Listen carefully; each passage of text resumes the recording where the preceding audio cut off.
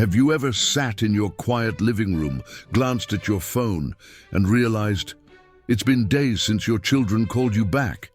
You raised them. You sacrificed for them. You stayed awake at night when they had fevers, clapped the loudest at their school plays, and helped them through heartbreaks, homework, and hard times. But now, it feels like the script has flipped. They roll their eyes. They interrupt. They seem irritated when you speak. You ask a question and get a sigh. You give advice and get a lecture back. If this hits home, you're not alone. Today, we're going deep. We're going to talk about what it feels like when your children no longer show you the respect you once had, and what you can do about it, but not in a bitter or angry way. We're going to learn from one of the wisest minds in history, Cicero, because Cicero believed that old age is not a curse, but a crown. And if your crown has been slipping, I'm here to help you straighten it again. Cicero once wrote that aging with dignity requires 4 things: detachment from physical passions, engagement in the mind, influence through wisdom, and serenity through acceptance. But here's the modern truth. The world has changed since Cicero's time. Respect for elders, once a cornerstone of society, now competes with speed, technology, and generational misunderstanding. Let's face it, we live in a culture that celebrates youth, independence, and disruption. Your children might not mean to disrespect you. They just don't see you the way they once did. They're busy, they're stressed, they're caught in their own loops of survival. Still, this change hurts. It's more than just being ignored. It's the feeling that your words carry less weight, your presence less gravity. So, what now? Cicero would say, you do not need to fight for respect. You need to command it by becoming undeniably wise, calm, and grounded. And that starts with understanding what you can control. Let me tell you a story. I once met a man named Harold, retired school principal, 3 grown kids. One day, over coffee, he said something that stuck with me. It's strange. I used to be the hero. Now I feel like a burden. His youngest daughter would correct him on everything. His son stopped asking for advice. His middle child only called when she needed help with babysitting. Harold wasn't angry, just invisible. But then, Harold started keeping a journal. Not just any journal, a wisdom book, he called it. Every day he wrote down something he learned, something he observed, and something he was grateful for. Eventually he shared it, not as advice, but as a storybook. His daughter cried reading it. His son said, "Dad, I forgot how wise you are." That one journal brought the respect back, not because Harold demanded it, but because he became impossible to ignore. Cicero's first truth: age is not about physical decline, it's about the rising of the mind. Your life experience, your insight, your stories, these are priceless, but wisdom only becomes visible when it's expressed, not in commands, but in quiet conviction. You don't need to be louder. You need to be clearer, more present, more aware. Ask questions that spark thought, share observations, not orders, tell stories, not instructions. Let your presence be felt through subtle authority, not confrontation. You might be wondering, but what if they still don't listen? That's what we're diving into in part 2, how to rebuild respect when it feels permanently broken. But before we go there, I want to give you a small challenge. Take one moment from today, just one, and write it down. Not what happened, what you learned. Something about yourself, about life, about your child. Start your own wisdom journal, because even if they don't see it yet, your voice still matters. But you must rediscover it first, for yourself. And don't worry, we're just getting started. In part 2, we'll explore how to handle the painful moments. When your kids talk down to you, ignore your calls, or even make you feel like a stranger in their lives. Because you're not alone, you're not invisible, and you're definitely not. You're done. There's a particular kind of silence that comes after a family dinner. Not the peaceful kind, but the heavy kind. The one that follows a comment that cut too deep. Maybe it was a sarcastic jab from your son. Maybe your daughter joked about you forgetting things in front of others. Maybe they rolled their eyes when you brought up a memory from when they were young. And maybe, just maybe, they didn't even notice how deeply it stung you. It's not just the words, it's the tone, the dismissiveness, the way your voice feels smaller now, as if what you say has an invisible expiration date. These aren't strangers, these are your children. And somewhere along the road they forgot, or maybe they never fully realized how much you've given. And now you're left sitting in that silence wondering, should I speak up or stay quiet? Should I confront or let it pass? Cicero, in his reflections on aging, would offer a third way, not silence, not confrontation, but elevation. He believed that the dignity of age isn't in demanding respect, but in embodying it so powerfully that others cannot help but offer it. But how do you do that when your own child, your own flesh and blood, talks to you like you're less? Let's take a breath, because first we need to address something deeply human: hurt. The pain of feeling disrespected by your children is not just emotional, it can feel existential. After all, so much of your identity was tied to raising them, loving them, protecting them. And now, when they treat you like someone whose opinion no longer matters, it creates an emotional dissonance. You feel like shouting, "Don't you remember who I was for you?" But we don't shout, we swallow it, and that, over time, can chip away at our self-worth. So let's do something different. Let's learn how to respond, not from hurt, but from power. One of the most profound things Cicero teaches is the concept of moral authority. Not legal authority, not parental control, moral authority, the kind that comes when you live in such alignment with wisdom, calm, and patience that your presence alone commands respect. It doesn't mean never getting angry. It means knowing when your silence says more than your words, and when your words can restore a broken bond. Let me share a story. A woman named Esther once told me about a conversation with her adult son. He had grown increasingly impatient with her over the years, quick to interrupt, quick to correct. One day, after he snapped at her during a casual phone call, she didn't raise her voice. She simply said, "I remember when you were 5 years old and you cried because you thought I had forgotten to pack your favorite sandwich. I made that sandwich every day for a year, not because it was easy, but because it made you smile. If you still remember that smile, speak to me from that place."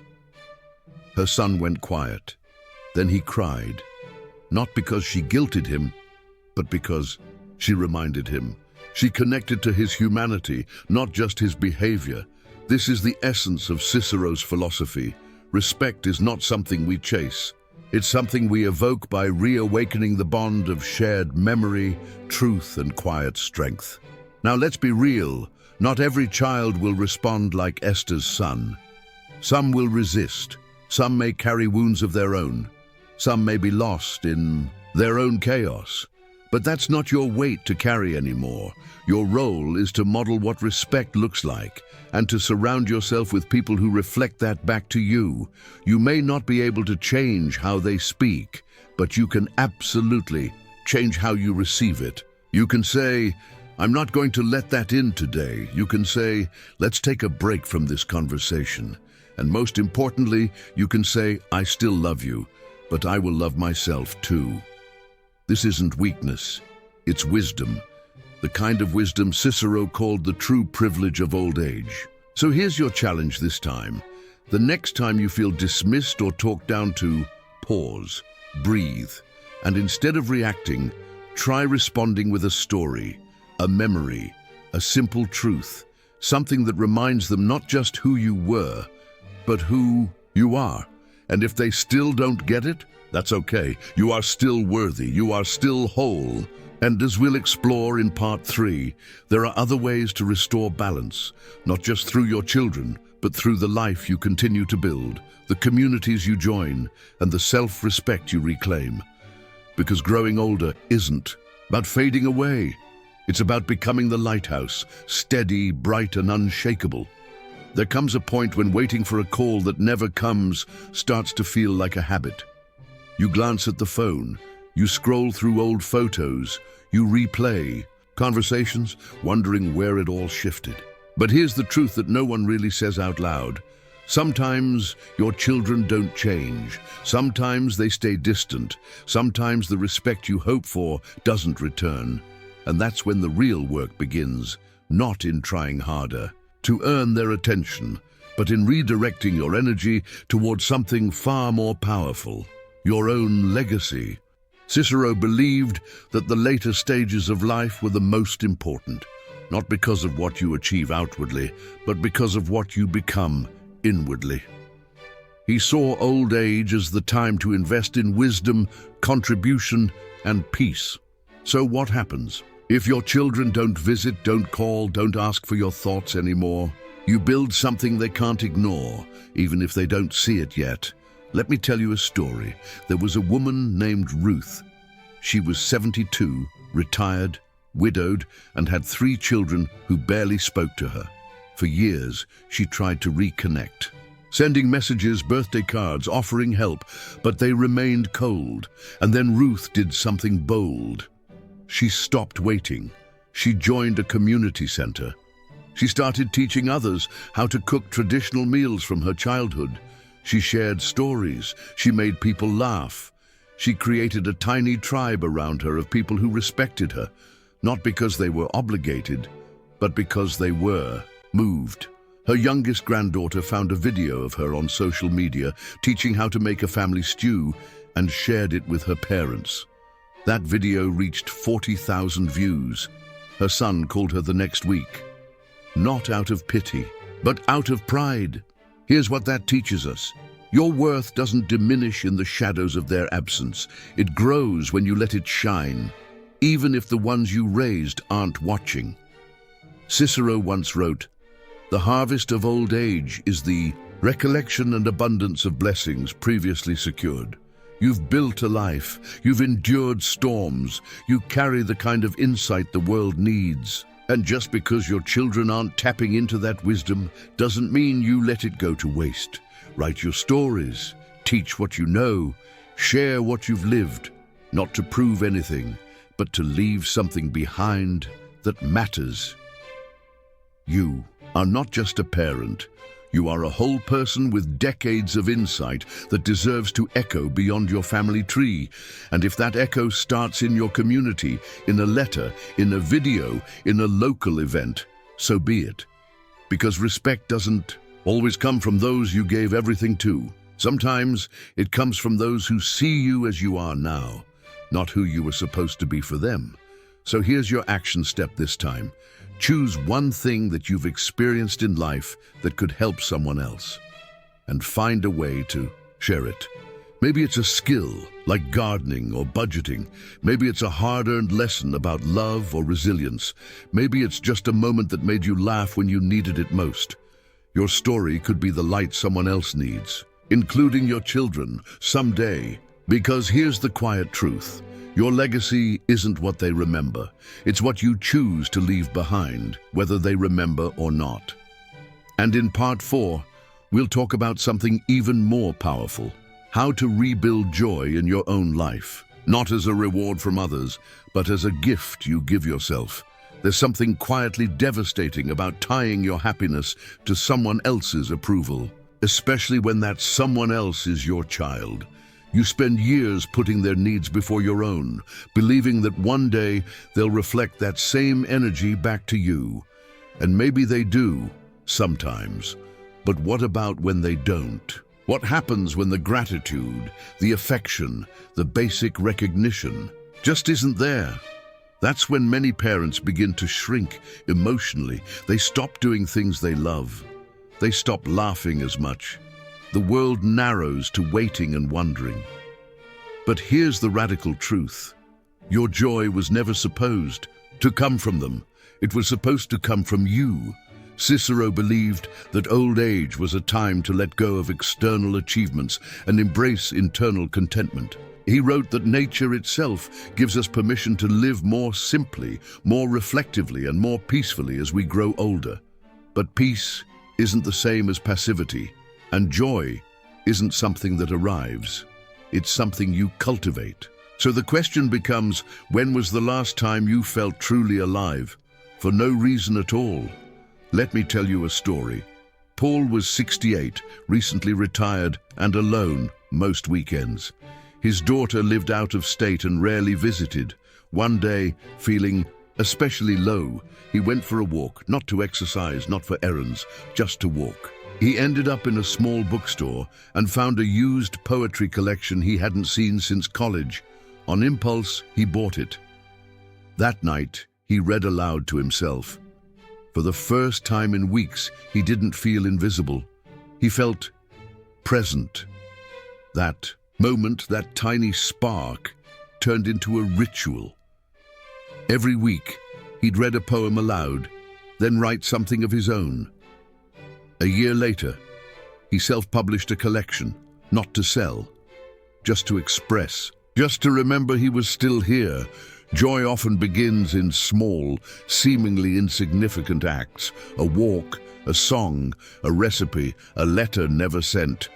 When we allow ourselves to enjoy something with no expectation of outcome, no audience, no need for praise, that's when we remember who we are outside of roles and responsibilities. That's when joy becomes our own again. It's easy to forget this when you're older. Society subtly suggests that your best moments are behind you, that your role now is to sit quietly, to fade into the background, to be grateful, just to be around. But Cicero would reject that entirely. He'd remind us that every age has its unique flavor of joy. For the young, it's intensity. For the middle-aged, it's achievement. But for the wise, it's presence. The ability to savor life without rushing it. The ability to see beauty in simplicity. The ability to find meaning in ordinary things. So what brings you joy, really? Is it painting, even if no one ever sees your work? Is it dancing in your living room, even if no one's watching? Is it writing down memories so your grandchildren, or even strangers, can one day understand the world through your eyes? Your joy doesn't have to be loud. It just has to be yours. And when you stop waiting for others to deliver it, you take back the most sacred part of your life. So here's your challenge for this week. Do one thing that brings you joy, even if it feels small. Do it without telling anyone. Do it without looking for praise. Do it just to remember that you're still allowed to feel good, because your life isn't on pause. It's not over. It's still happening, and it still has room for joy. In part 5, we're going to talk about boundaries. How to protect your peace, your time, and your emotional energy as you rebuild a life on your terms. There's a quiet power in the word no. Not the angry kind, not the defensive kind, but the calm, grounded no that comes from knowing your worth. For many parents, especially those in later life, that word becomes harder and harder to say, because for years your role was to give, to adapt, to fix, to show up no matter what. But as you grow older, something inside you whispers, you don't have to do that anymore. And it's not bitterness, it's not rejection, it's self-respect. Cicero taught that wisdom comes not only from what you add to your life, but from what you subtract, from what you let go of, from where you draw your line in the sand. And in relationships, especially with adult children, those lines matter more than ever, because love without boundaries becomes burden, and respect without limits becomes entitlement. Let me share a story. Clara, a 75-year-old widow, had always been the go-to person in her family. Need a babysitter? Call grandma. Need money? Ask mom. Need a place to stay after a breakup? She'd say yes, even if it meant losing her own peace, until one day she was hospitalized for stress-related issues. Her body said what her mouth wouldn't. That was her wake-up call. When she came home, she changed. She set visiting hours. She declined unreasonable requests. She even told her daughter, "I love you, but I'm not available right now." The result? At first, confusion, then resistance. But over time, something miraculous happened. Her children began to respect her time. They called ahead, they thanked her. They began treating her like a person, not a service. Boundaries are not walls, they are doors with locks that you control. They don't push people away. They protect your dignity, your energy, and your ability to live in peace. And if your children bristle at those boundaries, it's not because they don't love you. It's because they've grown used to a version of you that no longer exists. And that's okay. You are allowed to evolve. Cicero believed that aging was not about withdrawal. It was about elevation, about refining your life so that what remains is meaningful. Setting boundaries is part of that refinement. It says, I know what I can offer, and I know what I can't. It teaches others how to treat you, not with pity, but with regard, with presence, with pause. So what does this look like in practice? It means saying no to conversations that drain you, no to guilt-laced requests, no to being treated like you have nothing left to contribute. And it also means saying yes to rest, to your own projects, to your peace, to rediscovering who you are when you're not always managing everyone else's chaos. Here's your challenge. Reflect on one area in your life where you feel consistently overextended, where you say yes out of habit, fear, or guilt. Then just once this week, say no, kindly, calmly, clearly. You don't owe a detailed explanation. Your clarity is enough. In part 6, we'll bring it all together. How to reclaim your voice, your rhythm, and your role as the elder, not just of your family, but of your own story. You are not just someone's parent. You are not just someone who once was important. You are not used to be. You are still becoming. And whether your children see that or not, your role in this world is far from over. In fact, it may just be beginning in a whole new way. Because here's what no one tells you. When you reach this stage of life, you become the elder, not by age alone, but by wisdom. And with that role comes power, the quiet, unshakable kind that doesn't seek attention, but shapes everything. Around it, Cicero believed that the true purpose of old age was to serve as a moral compass for others, not by preaching, but by being. Being calm when others panic, being thoughtful when others rush, being steady when others fall apart. You don't have to fix everything. You don't have to prove anything. Your very presence, when rooted in dignity and peace, can transform the energy of a room. That is the gift of elderhood. But to step fully into that role, you have to release the need for validation, especially from your children. Because if your worth depends on whether they call, whether they listen, whether they say thank you, then your power will always be at their mercy. And you've lived too much life to let that happen. It's time to shift the focus from them to you, from their view of you, to your view of yourself.